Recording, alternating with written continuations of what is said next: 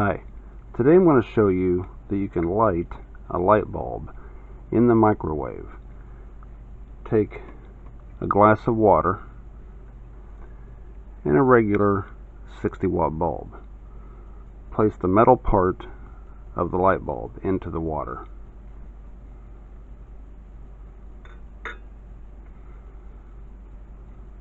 Now, you don't want to leave this microwave running for very long, just long enough to light the bulb. So we'll put it on for just say a minute. We may not let it run that long.